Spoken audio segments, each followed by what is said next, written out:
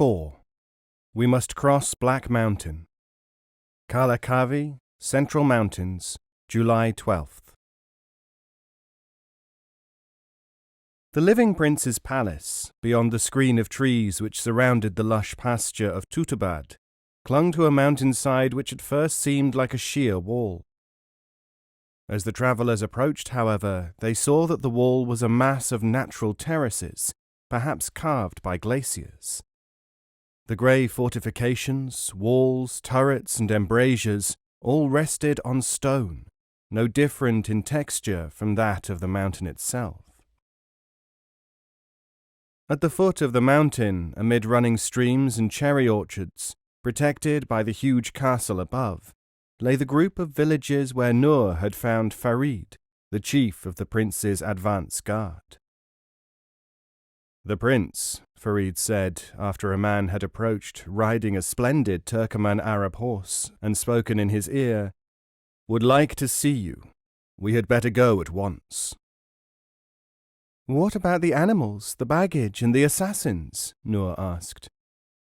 "I have already given orders that your goods be brought to the castle in Kats," Farid told her. "As for the robbers and their animals, that is for the prince to decide, if you remember. They are under arrest." Farid, riding between Adam and the Turkestani captain, told them about the palace. "It is called Kalakavi, and was built as the central stronghold of the Arabs who came here over 1,000 years ago. They say that the great conqueror General Qutaiba himself designed it. The idea was to hold, from here, the entire mountain area of the northern Hindu Kush." "I suppose that the word kavi comes from the Arabic for strong," Azambai asked him. "Wrong. Kavi is the ancient Persian word for a mystic priest, one who knows secrets, mysteries of the other world. These people were often kings as well. You probably know that Zoroaster started one of the great religions in Balkh, to the northwest of here, parallel to where you are going, in Afghan Turkestan. It spread through Iran and influenced many other religions.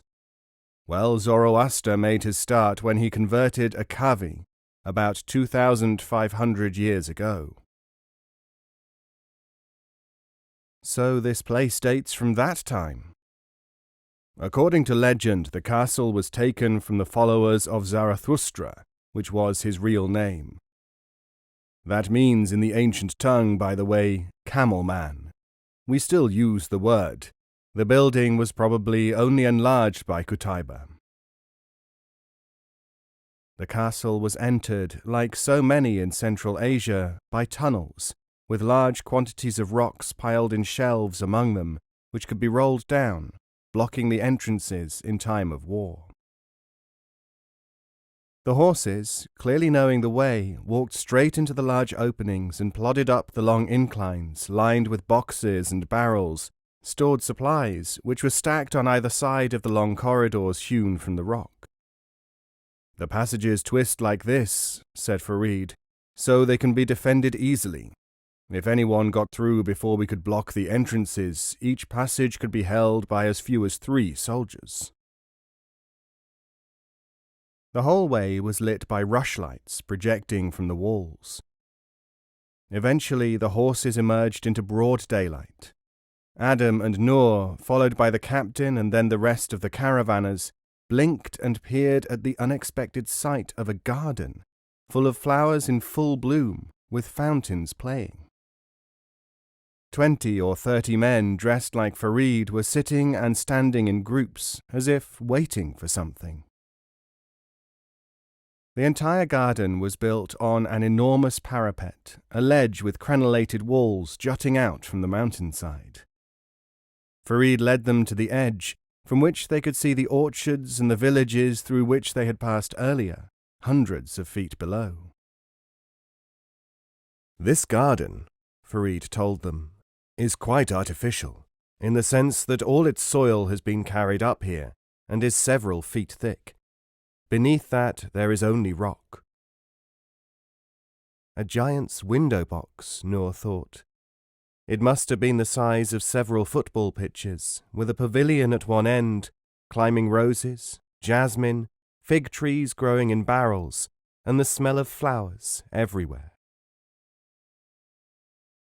They walked along a marble path, with fountains on either side, to the pavilion, built of honey-coloured translucent stone, a type of alabaster which is not uncommon in Afghanistan. There were some strikingly beautiful carpets on the floor, and incense was burning in a golden domed censer, studded with semi-precious stones, the smoke rising through small star-shaped holes in its upper surface. A semicircle of long, fat cushions was arranged before a red and green lacquered wooden throne. Farid motioned to the three, Noor, Azambai, and Adam, to sit. The rest of the party, craning their necks like yokels at a fair, was seated at a greater distance from the area of authority. They were served with a drink of rosewater and musk, and handed small agate bowls containing sugared almonds, tiny green raisins, and nuts. Farid passed the time, while they were waiting for the prince, by telling them about the principality. The prince was a great landowner, and also had enormous herds of sheep, horses, and cattle. This place, Kalakavi, was nothing less than an independent domain. It was the centre of a series of valleys and fertile tablelands, 2,000 to 5,000 metres above sea level.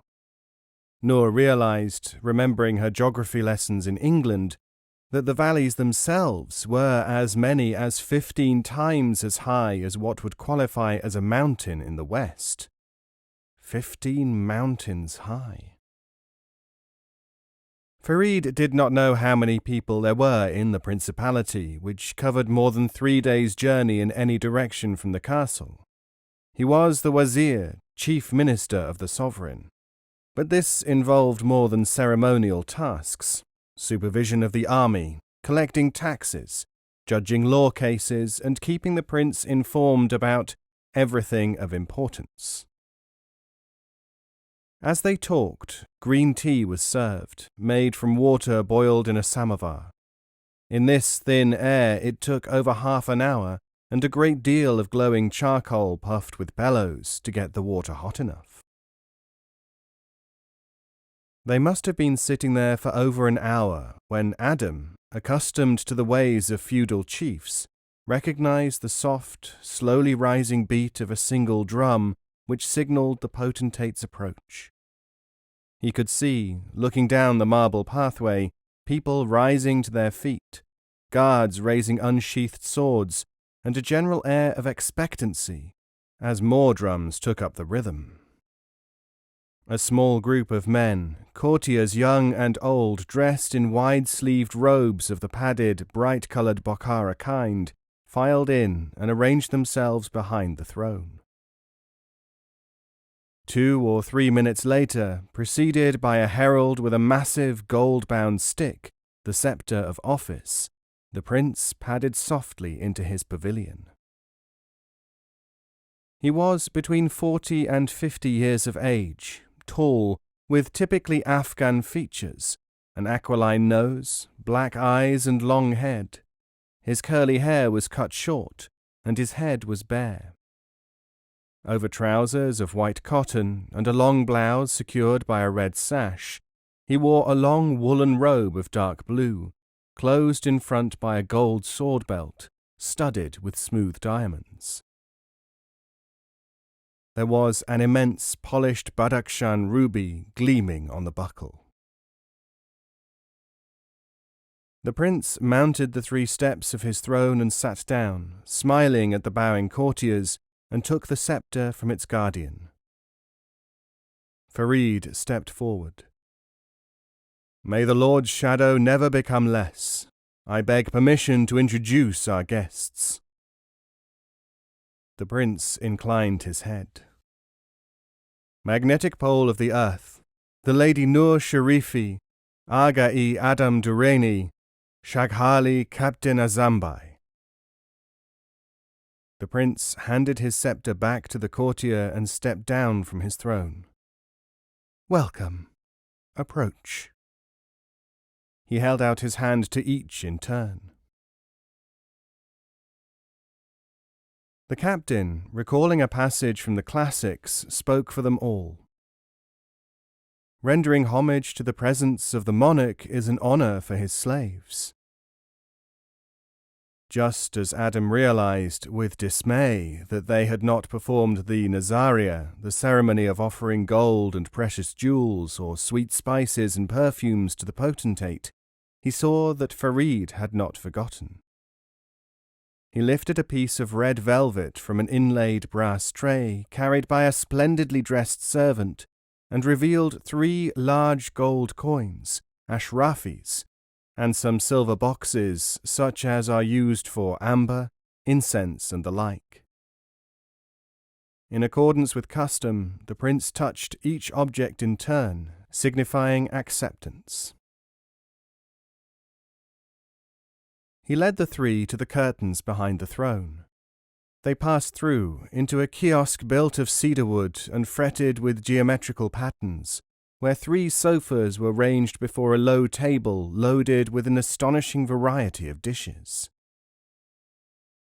"You have come far," said the prince, taking up a leg of spiced chicken and smearing it with yogurt. "From Pagman," said Nur, adding, just in time and just in case, "Majesty?" "My name is Rajab," said the prince, "and you may call me that." "Hearing is obeying," said the captain to set the tone. "But, Jalalat, Majesty, we are in the habit of calling people by their proper titles. You will forgive us if we relapse into that habit." "All right then," said the prince, obviously pleased, "if you persist in these archaic ways down there in Pagman." "Thank you, Hazrat, your presence." "Are the Russians giving you much trouble?" "Quite a lot." "Durrani, you bear a famous name. Are you getting rid of the invaders?" "Hazrat, we are doing our best. That is why we are here." "Indeed?" Prince Rajab looked at Adam sharply. "With your permission, I can explain, living prince." "Explain, Aga." Adam told him briefly about the war and the purpose of the Shirkala Commando. "Well, my friend, you're halfway there already. You will have trouble with the glaciers to the north, since you can't use the ice-free road that the Rus have seized. But I don't see why you shouldn't manage it. Stranger things have been done." "Thank you." "I can help you too." Adam said, "Any help is in the cause of the nation." "It is my duty, as you are reminding me, young man," said the prince. He added softly, almost as if he was speaking to himself, rhyming the lines, "Let them not say, we went to Rajab and he sent us away." Suddenly he looked up. "Yes, you need help. Do you know how to make smokeless fires so that you don't get seen by the enemy?" Adam and the others shook their heads. Such an art might be useful, Adam thought, but what about supplies, money, weapons? The prince looked at him excitedly. It was obviously something he was very interested in. "Then you shall learn. As a matter of fact, not many people do know about it. Here's what you do. Cut your wood, bamboo is the best, into very small pieces, and then into thin strips. Slice these strips into shavings, which must be carefully dried. Light a pile of the shavings. As soon as it is flaring well, put charcoal, piece by piece, on top. When you've got this going, it will burn without any smoke for many hours. You can use such a fire for cooking and for keeping yourself warm." He sat back with a smile of great satisfaction. The secret had been imparted. "Pakiza, perfect," said Adam. "I'd often heard of the smokeless fires which the mountain bandits used, but nobody ever seemed to know exactly how they were built." Prince Rajab scanned the faces of his listeners, one after another. Noor wondered whether his interest in trifles was a pose, a usual one among the many aristocrats who had visited her father's house in the old days. It was said that such people behaved like this to avoid committing themselves when pressed. After all, a prince was not supposed to refuse anything to anyone. His only defence might be to retreat into eccentricity. His Highness is having one of his turns, might then be his salvation, or, he can't concentrate for a moment, you know, his father was the same. Peasants, too, she remembered, practiced the retreat into near imbecility as a form of self-protection. She'd even seen it done in Italy. Friends, I told you about the fire because I am superstitious. I believe that when something comes into one's mind it has to be said, as it may originate from a higher level of the mind. Rajab looked around as if expecting an answer. Nobody could think of anything to say. The prince frowned. Where was I? Oh yes, we live in a time when many changes are taking place, when each must do what he or she can, when effort is effort, but such things as knowledge, equipment, gold even, are forms of effort, concentrated power like the power locked in petrol. He called for tea and stroked a long-haired white cat with blue eyes, which had appeared from nowhere and was rubbing itself against him.